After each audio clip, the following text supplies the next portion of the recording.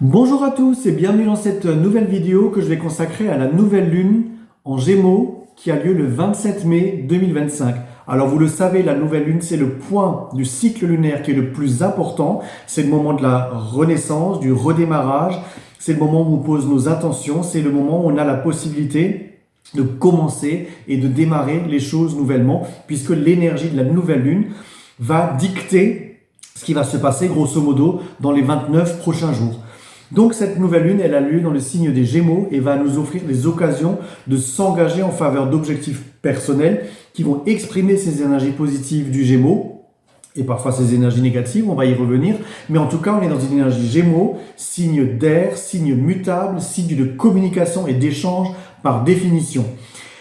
On va analyser trois aspects très importants dans cette nouvelle lunaison.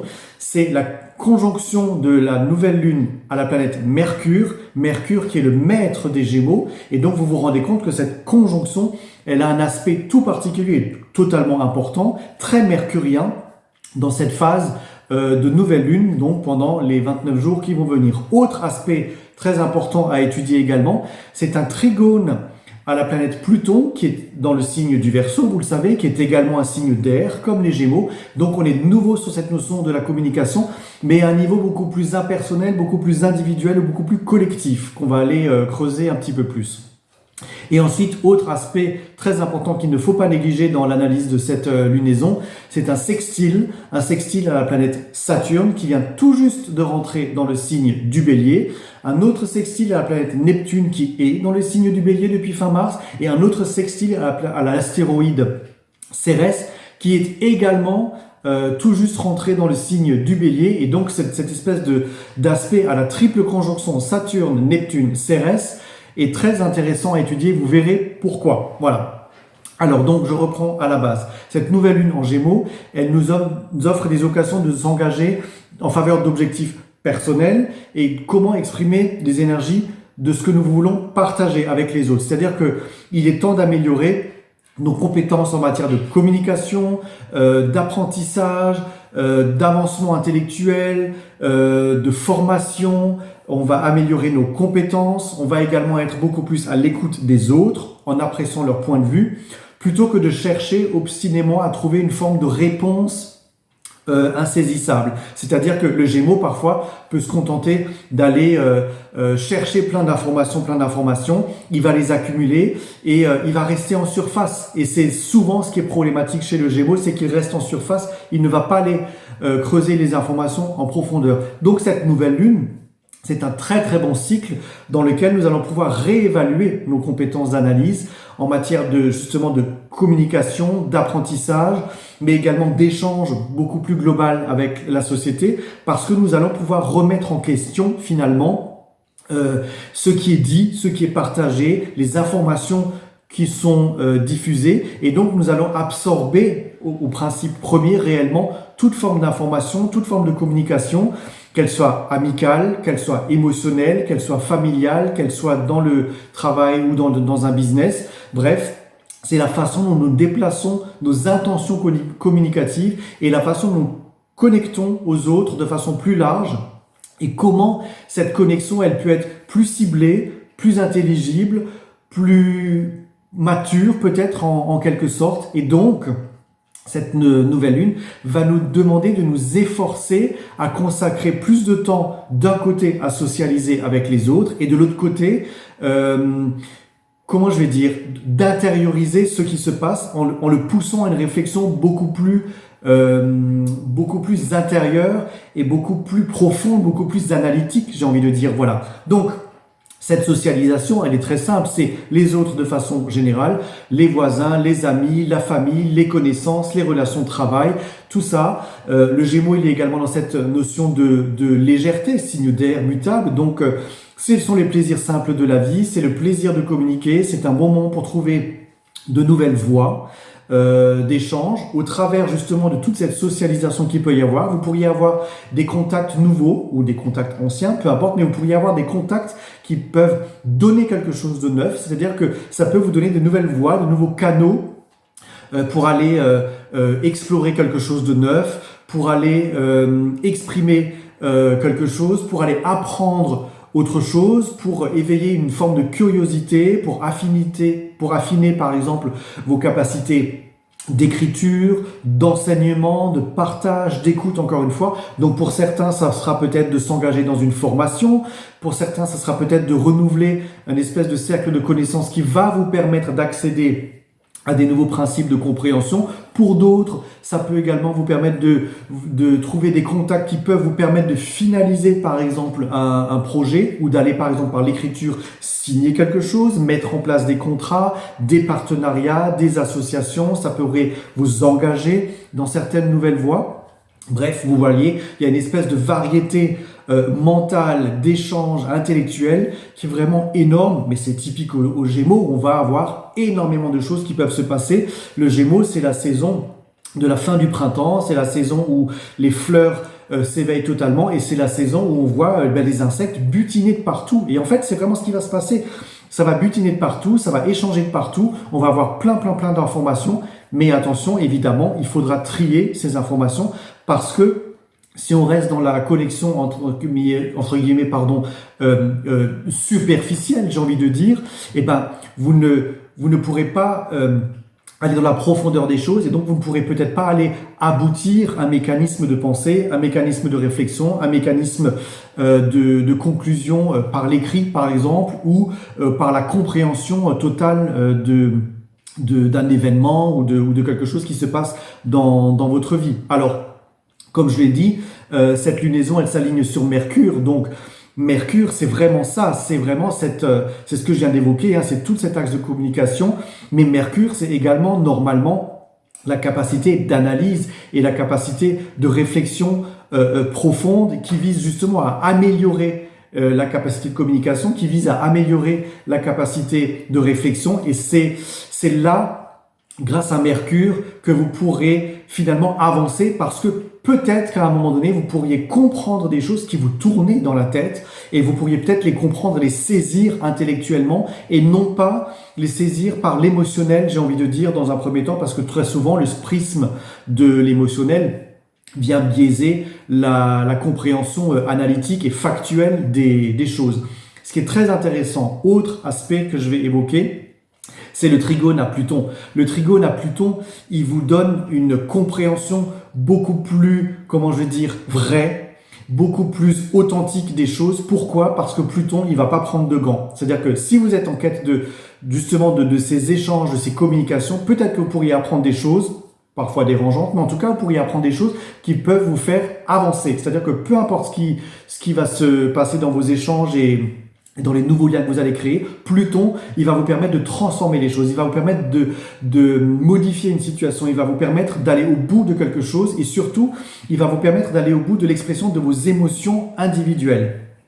Outre la compréhension analytique par Mercure, et qui visera vraiment à cerner des sujets et qui visera vraiment à pouvoir, aller dans le détail des choses pour aller valider un processus, le trigone Lune-Pluton, lui, va vous permettre de l'intérioriser émotionnellement en vous-même pour que dans votre quotidien, certains événements, certaines situations se déroulent mieux. Donc Pluton va vous permettre dans votre démarche quotidienne d'aller modifier les choses parce que ça vous permettra, des actions concrètes de modification et ça vous permettra des mutations intérieur et extérieur dans le lien à la société, d'aller comprendre les choses et d'aller activer un processus, je vais pas dire de prise de pouvoir, mais en tout cas de prise de conscience de vous-même.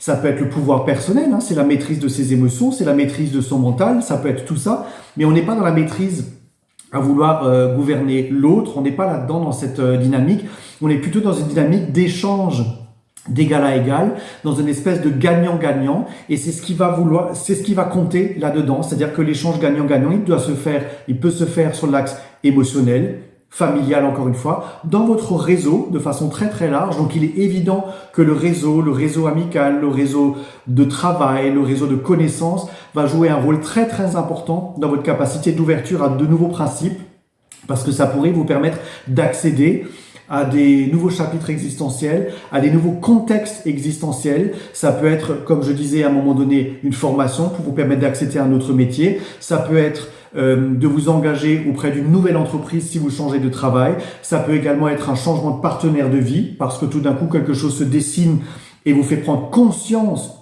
que ce que vous vivez aujourd'hui ne va plus. Ça peut être votre célibat qui prend fin, mais ça peut aussi être un couple qui, par exemple, prend fin parce que tout d'un coup, vous vous rendez compte que dans votre quotidien, entre la résonance émotionnelle et votre capacité à tenir mentalement quelque chose, et ben, en fait, vous êtes plus en accord avec ça. Et Pluton, de façon assez radicale, j'ai envie de dire, il va vous le ratiboiser, il va vous dire, ben, si ça correspond pas dans l'émotionnel et que ça correspond pas dans le mental, pourquoi le mental est-ce qu'il tiendrait alors que l'émotionnel ne veut plus, ou inversement, hein, on peut très bien être très attaché à quelqu'un tout en ayant identifié que mentalement, ça ne va pas. Et donc, cette dissociation va se réassocier. La dissociation énergétique, émotionnelle et mentale, elle va se permettre de fusionner de nouveau en quelque sorte grâce à Pluton pour arriver à une conclusion logique en fait. Et en fait, c'est ça ce qui va se produire. Vous allez arriver à des conclusions logiques et c'est ça ce qui va vous permettre d'avancer dans votre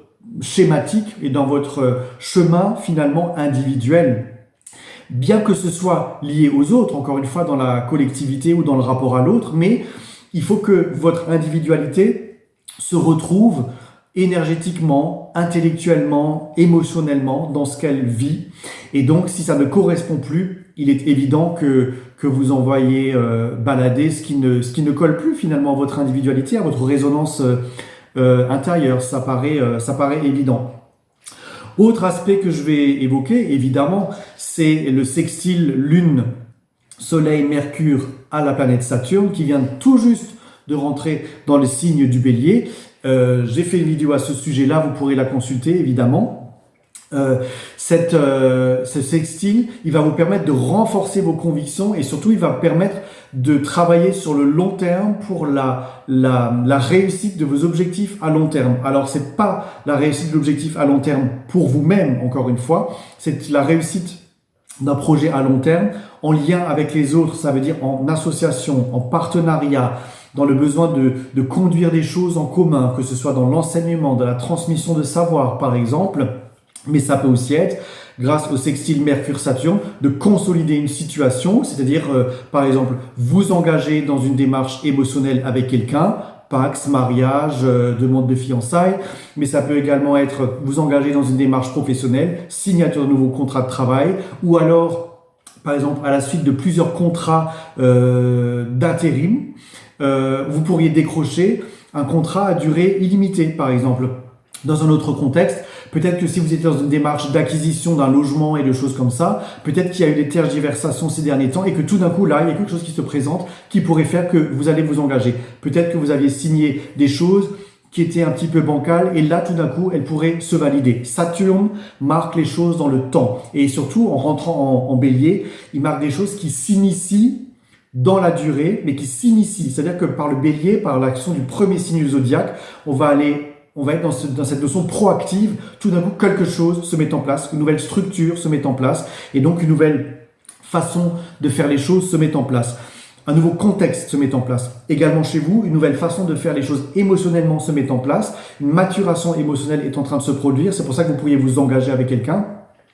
Et c'est aussi, par exemple, pour ça, vous pourriez vous désengager avec quelqu'un, puisque en maturant émotionnellement, on peut aussi comprendre que certaines choses ne nous conviennent plus. Mais c'est pareil dans une relation amicale, c'est pareil dans une relation professionnelle, et ce serait pareil dans une relation familiale ou beaucoup plus large, peu importe. Mais il faut l'appliquer évidemment à votre thème de naissance, à vous. Autre aspect très intéressant, c'est cette lune qui est en sextile à Neptune et Mercure et Soleil qui est en sextile à Neptune, qui est évidemment dans le signe du Bélier également. Et en fait, ça vient renforcer cette notion que tout d'un coup, ah oui, au-delà de la pensée mentale, on a le droit de rêver à autre chose, on a le droit de s'ouvrir à de nouveaux principes, on a le droit de s'éveiller à des nouvelles pratiques qui peuvent être spirituelles, des nouvelles pratiques thérapeutiques par exemple. Peut-être que certains d'entre vous peut-être commencer un véritable chemin initiatique dans la compréhension d'eux-mêmes, parce que ça va vraiment vous aider à comprendre par exemple votre histoire, votre passé. On a Neptune qui est en conjonction à Saturne, donc ça peut comprendre des choses qui se sont déroulées. Et comme c'est en sextile à la Lune, ça peut être des choses qui se sont déroulées dans l'enfance, dans votre histoire. Mais ça peut aussi être des choses qui se sont déroulées dans un couple. Ce sont peut-être des choses qui se sont déroulées dans votre propre histoire à vous-même, puisque cette triple conjonction, elle fait également un lien à Pluton en haut, en sextile. Vous voyez que tous ces astres-là, ils sont liés entre la Lune, Soleil, Mercure, Saturne, Neptune, Cérès et Pluton. Ils sont tous liés par cette espèce de grand triangle bleu que vous voyez dans la carte. Et donc, ils communiquent tous ensemble. On ne peut pas les délier. Ils communiquent tous ensemble. Et donc, c'est pour ça que je vous dis que peut-être commencer un chemin initiatique de compréhension de votre passé, de votre histoire, ça peut être un très très bon timing avec cette nouvelle lune en Gémeaux, parce que vous pourrez vraiment avoir une forme d'ouverture d'esprit qui sera beaucoup plus large, beaucoup plus grande. Et puis surtout, vous serez capable d'absorber parfois des informations qui peuvent être très difficiles par Pluton. C'est-à-dire que elles vont être là délivrées, comment je vais dire, brutes de décoffrage, mais l'avancement individuel que ça pourrait produire, l'avancement émotionnel, psychologique que ça pourrait produire, il va être révolutionnaire, j'ai presque envie de dire. Il va vraiment vous transformer en profondeur. Donc c'est une très très bonne période pour commencer des chemins initiatiques au niveau psychologique, au niveau méditatif, au niveau d'une nouvelle pratique spirituelle par exemple, ou si je vais aller un petit peu plus loin, on dit toujours qu'il ne faut pas évoquer l'axe de santé, mais avec Cérès qui est pas loin, je vais quand même en parler rapidement. Ça voudrait dire que certaines personnes qui peut-être vivent une situation compliquée dans la santé pourraient peut-être toucher à un autre type de traitement qui pourrait être un début de solution. Voilà, je vais pas aller plus loin là-dedans, mais il y a quand même quelque chose dans l'axe santé. Si vous avez quelque chose dans votre carte du ciel qui résonne à l'axe santé, ça serait intéressant d'aller trouver peut-être un autre médecin, une nouvelle thérapie, un nouveau praticien, un nouveau médicament. Enfin voilà, peut-être ce serait une période intéressante pour aller chercher de nouvelles informations pour vous soigner, évidemment. Voilà, pour prendre soin de vous et évidemment c'est le plus important. Autre axe intéressant et autre transit intéressant dans cette nouvelle lune, c'est le sextile Cérès Lune, Soleil, Mercure. Évidemment, je viens d'en parler avec la santé rapidement, mais Cérès, c'est également c'est les rétributions qu'on obtient à la suite d'efforts qui sont fournis. Cérès ne va pas nous donner les choses gratuitement et facilement. Elle va nous exiger de nous un travail personnel. Et je vais rebondir là-dessus de nouveau. C'est-à-dire que cette nouvelle lune en Gémeaux, elle est dans la communication, elle est dans les échanges, elle est dans l'analyse mentale, elle est là-dedans, mais elle est beaucoup plus en profondeur parce qu'on ne va pas rester en surface du Gémeaux comme je l'ai exprimé. Ça va vous demander d'aller beaucoup plus en profondeur pour aller analyser les points sur lesquels, par exemple, par Cérès, vous avez failli. Là où vous n'avez pas mis assez de vous-même, j'ai envie de dire, là où vous n'avez pas produit assez d'efforts, là où vous n'avez pas impulsé suffisamment les choses. Et Cérès, en rentrant dans le signe du Bélier, vient vous dire, ben non, il faut être à l'action. Si on veut obtenir quelque chose, il faut être dans l'action, parce que sinon, il n'y a pas de rétribution, il n'y a pas de récompense. Et comme Saturne, il est juste à côté, eh ben, vous comprendrez aisément que ça va vous demander véritablement un effort. Ça va vous demander peut-être un dernier coup de cravache. Ça va vous demander de tenir quelque chose fermement encore dans votre conviction, dans votre foi par Neptune, en vous disant « je vais aller atteindre l'objectif, mais je ne lâche pas la rambarde. Il faut aller au bout du truc parce que c'est par la force du travail et de la conviction et de la foi que vous avez en vous-même que vous pourrez accéder à la récolte. À la récolte, toute cérésienne. C'est-à-dire que Cérès, elle produit de la récolte. Elle va donner de la récolte lorsqu'on a travaillé la terre. Et comme Cérès est en signe de feu actuellement, ça vous oblige à être dans l'action. Et ça vous oblige à être dans l'action également, comme cette nouvelle lune est en Gémeaux évidemment, ça vous oblige à provoquer. C'est-à-dire à être dans la communication, à être dans l'échange. Ça veut dire à lancer des choses, à lancer, je sais pas, si vous voulez vendre un objet, vous mettez une annonce en ligne pour pouvoir le vendre. Si vous ne mettez pas d'annonce en ligne, vous n'allez pas le vendre. Vous voyez, je fais juste très rapidement une analogie, mais il est évident qu'il faut se mettre en mouvement et aller divulguer au monde en quelque sorte ce que vous avez besoin de partager, de communiquer pour qu'en retour, vous ayez un effet. Sinon, ça ne se produit pas et il n'y a pas de récolte, tout simplement. Voilà. Écoutez, je pense que cette analyse, elle est assez complète du point de vue individuel. Évidemment, c'est une analyse collective, globale, hein, j'ai envie de dire. Il faut regarder vraiment dans votre thème où se passe cette nouvelle lune, où se déroulent les aspects que je viens d'évoquer par Pluton, par Cérès, par Neptune, par Saturne. Il faut voir dans quelle maison et dans quel secteur et dans quel domaine tout cela se joue pour l'appliquer à votre propre vie, évidemment. Si vous avez besoin de creuser ça, je suis à votre disposition et je peux vous aider pour ça, pour comprendre des choses si vous êtes dans un point délicat de votre existence. Évidemment, il faut l'appliquer à votre thème. C'est la base. Sinon, ça reste global. Mais voilà, ce que j'ai dit, forcément, va certainement résonner à beaucoup de personnes de façon générale. Mais c'est jamais assez précis, évidemment, pour chaque personne concernée. Si on va un petit peu plus large, de façon collective, cette lune, elle va encourager la communication entre les dirigeants, entre les acteurs économiques, elle va encourager le commerce, une forme de nouvelle dynamisation de certains échanges. Comme ça dynamise les échanges, par Pluton, ça va aussi activer les sphères de pouvoir et ça peut, par l'action de Saturne d'un côté, frustrer quelques égos puisque Saturne, en rentrant dans le bélier, il va en quelque sorte casser l'émancipation de l'ego et l'extériorisation de l'ego et de la prise de pouvoir de certaines personnes qui se pensent par exemple au-delà des lois et qui font ce qu'ils veulent. Ils détruisent tout le monde, ils détruisent les autres, je cite ces personnes. Mais peut-être qu'on va devoir les ramener à une sorte de raison, mais qu'ils ne vont pas accepter. Donc les communications risquent d'être très chaudes, très intenses, parce que certaines personnes ne voudront pas accepter des limites qui sont posées. Et par effet de réaction pourrait produire encore plus de dégâts, encore plus de destruction, parce qu'ils ne voudront pas accepter qu'on leur pose de la raison, qu'on leur pose, encore une fois, comme je l'ai dit, des limites. Et certaines personnes qui sont dans des égos fort développés ne voudront pas de ces limites, de ces contraintes. Donc malheureusement, dans certaines situations, on pourrait vraiment assister à des drames humains. On en vit, hein. Je vais pas les citer, mais c'est dramatique. Et quand certaines personnes rentrent dans des politiques tellement destructrices et autodestructrices et qui deviennent de véritables bourreaux, comment la communauté internationale peut réagir? Bélier, Neptune qui rentre dans le bélier, il essaie d'apaiser tout ce qui est belliqueux, mais c'est un travail qui va durer longtemps. Voilà, c'est pas gagné. Il y a des choses qui commencent à s'apaiser d'un côté, et puis il y en a d'autres qui ne se calment pas du tout et qui peuvent même s'envenimer. Malheureusement, souvent la clé, ce sera l'axe financier, parce que c'est souvent là-dedans que se règlent les conflits, que se règlent les guerres, dans des tractations qui se font sous le manteau, que la plupart des gens n'ont pas reçu comme information.